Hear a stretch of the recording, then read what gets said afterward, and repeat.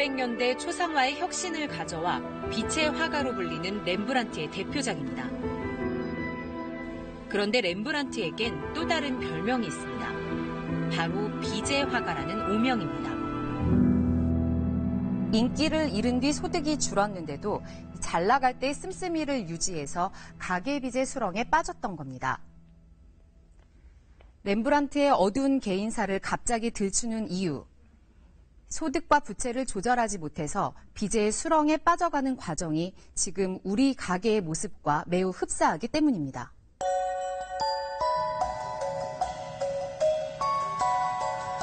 지난해 10월 청약 경쟁이 뜨거웠던 서울의 한 재건축 아파트 단지입니다. 경쟁률 80대 1, 당첨은 로또에 비유됐습니다. 그런데 지금은 분위기가 전혀 다릅니다. 단지 같은 경우도 3, 4천 떨어졌다가 다시 회복이 됐어요. 전매 제한이 풀리면 그때 이제 분위기를 봐야지 알겠지만 들리는 소문들은 그닥 그렇게 보합세 수준에서 그냥 효과가 형성이 되는 것 같아요.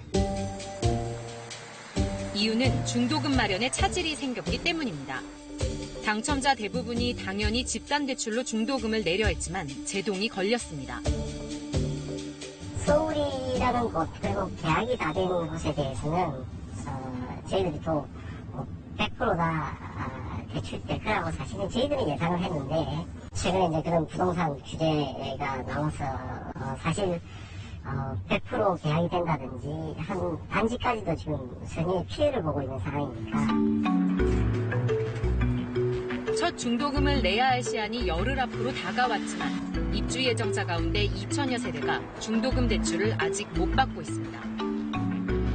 착공을 하게 되면 시행사나 시공사가 금융기관하고 협약을 통해서 중도금 대출 약정을 맺게 됩니다. 그런데 이제 그게 되지도 않다 보니까 1금융권에서 저축은행이라든가 상호신용금고와 같은 2금융권으로 넘어가면서 조달금리가 높아가는 올라가는 그런 현상이 나타나고 있고요. 두 번째로는 이렇게 되다 보니까 아무래도 중도금 대출을 조달하지 못한 사업장에서는 사업이 지연되는 문제들이 나타나고 이러다 보니까 아무래도 신규 분양주택을 분양받고자 하는 소비자들도 조금은 관망을 하게 되고 그리고 주택 구매 자체를 좀 꺼리면서 소비심리 자체가 위축되는 현상들이 나타나고 있습니다. 서울 강남에서 올 1월 분양한 이 아파트 입주 예정자들 역시 은행 대신 금리가 더 높은 제2금융권에서 겨우 중도금을 해결했습니다. 은행 대출 시 가장 리스크 큰 거는 분양성이잖아요. 근데 100% 분양이 됐는데도 불구하고 똑같은 잣대를 들이대서 조합원들을 애먹이는 그거는 하나의 은행의 횡포라고 저는 생각합니다. 최근 이렇게 중도금 집단대출이 막힌 아파트 단지는 전국에 모두 37곳, 39,800여 세대입니다. 정리하면 이런 겁니다. 전국 4만 가까운 세대가 은행 대출이 될 줄 알고 비싼 아파트를 분양받았는데 갑자기 대출이 막혔고 계약금을 날릴 수는 없으니까 울며 겨자 먹기로 4% 중반대의 고금리 대출을 받게 된 겁니다. 정부가 대출을 조이는 이유는 가계부채가 너무 빨리 늘고 있다는 판단 때문입니다.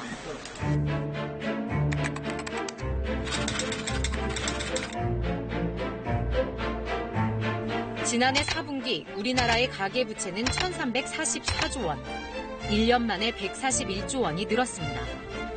1년 새 증가율은 11%, 역대 가장 가파른 증가율입니다. 빚 전체를 단순 평균하면 국민 한 사람당 2,600만 원씩을 빚지고 있는 셈입니다. 모든 면에서 급등은 안 좋습니다. 왜 그러냐 하면 급격한 가계부채의 증가라는 것 속에는 분명히 투기적 요인이 없다고는 말할 수 없고 더 나아가서 이렇게 130조나 1년 사이 가계부채가 증가하는 가운데 금융기관들이 신용도 또는 건전성 관리를 제대로 못했을 수도 있기 때문이죠. 문제는 가계부채의 질이 악성화하고 있다는 겁니다. 지난해 은행 대출액이 9.5% 증가하는 동안 이자율이 높은 제2금융권 대출은 17.1%나 증가했습니다. 정부가 은행 대출을 억제하자 서민층이 비은행권으로 몰리는 이른바 풍선 효과가 나타난 겁니다. 사실 부채, 빚 그 자체가 당장 큰 문제로 이어지진 않습니다.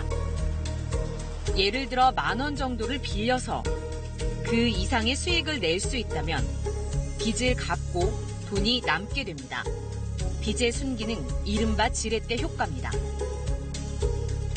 문제는 빚을 낸 가게가 그 빚을 갚을 만큼의 소득이나 수입을 벌지 못하는 현상이 언젠가부터 급격히 늘고 있다는 겁니다. 순기능이 없는 빚, 악성부채의 수렁에 빠진 가게가 급증한 이유입니다. 양극화가 심합니다. 즉 신용이 높은 사람들은 금리가 낮지만 빚을 못 갚을 우려가 있는 신용도가 낮은 대출자 같은 경우에는 대출금리가 급등하고 있는 것이거든요. 그리고 최근에는 은행권에서 이제 대출을 규제를 하다 보니까 비은행권으로 밀려나는 경우가 많고 이렇게 되면 금리가 급등할 가능성이 많습니다. 그래서 실제로 영세 자영업자 같은 경우에는 금리가 급등할 가능성, 소득이 급감할 가능성이 현실적으로 노출되어 있다고 볼 수가 있습니다.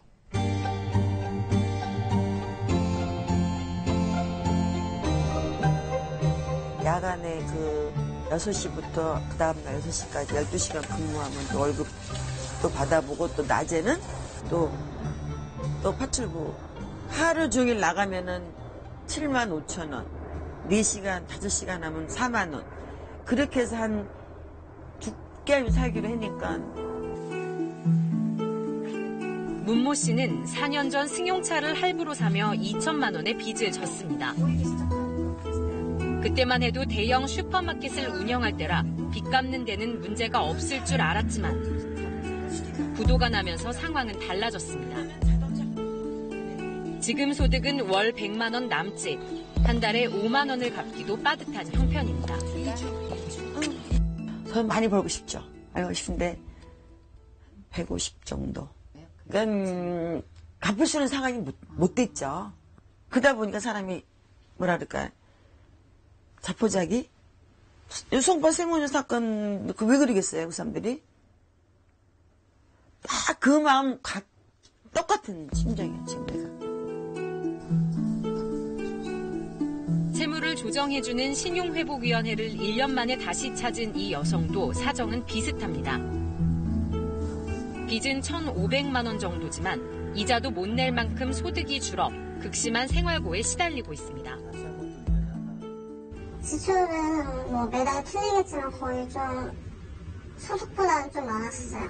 또 아버지가 편찮으셔가지고 병원비용도 지출이 됐거든요. 그래서 취업 실직 이렇게 모은 반복이 되다 보니까 관제가 또 어렵고.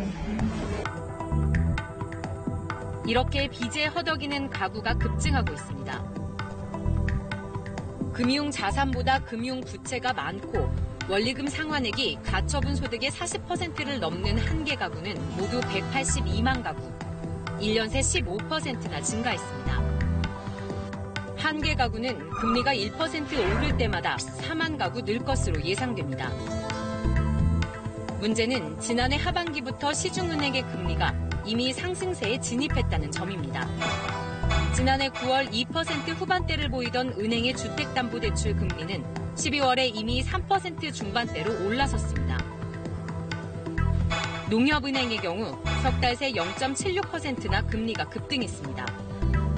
올해는 미국이 연이어 기준금리를 올릴 것으로 예상돼 한국 은행들의 금리 인상은 불가피할 것으로 예상됩니다. 이에 따라 빚에 허덕이는 한 개 가구가 증가할 것으로 예상됩니다. 한 개 가구라고 얘기를 하는데요. 그만큼 빚을 갚지 못해서 연체에 빠질 가능성이 높은 경우, 여기에다가 이제 채무 불이행자로 추락할 가능성이 높다는 것을 의미를 하게 되는 것이고요. 그야말로 폭발적으로 증가하고 있는데요. 올해는 200만 가구를 훌쩍 넘을 것으로 우려가 되고 있습니다.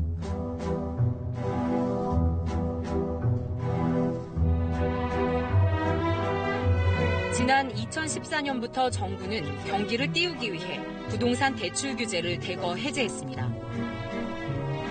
그 결과 가계부채가 급증하자 지난해 8월에야 뒤늦게 대출을 억제하는 대책을 내놨지만 눈덩이처럼 불어나는 가계부채 증가세를 억제하는 데는 사실상 실패했습니다. 최근 4년 동안 아파트 가격은 3.3제곱미터당 평균 154만 원 올랐지만 가계소득은 월 25만 원 느는 데 그쳐 부족한 부분만큼 빚을 낼 수밖에 없었습니다. 가계부채는 고혈압이나 성인병 같은 거라서 잘 관리를 하는 것이 중요합니다. 완전히 치유하겠다가 아니라 잘 관리하는 것이 매우 중요하고요. 구체적으로는 가계부채가 가계소득보다 더 빨리 증가하지 않도록 관리하는 것이 매우 중요합니다. 렘브란트는 빚더미에 빠져 우울하게 생을 마감했습니다. 빚을 내 호화 대저택까지 사들였지만 대표작 야간 순찰이 외면당하면서 수입이 급감했기 때문입니다. 그러나 가계빚은 개인 문제로 한정되는 것은 아닙니다. 급격한 가계부채 증가는 소비를 줄여 기업의 생산 축소와 고용 감소로 이어져 한국 경제가 불황의 악순환에 빠지는 원인이 될 수 있다는 점입니다. 더 늦기 전에 부채의 총량 관리는 물론 소득 수준과 취약계층 등 부채의 내용까지 고려한 특단의 개선책이 절실한 시점입니다.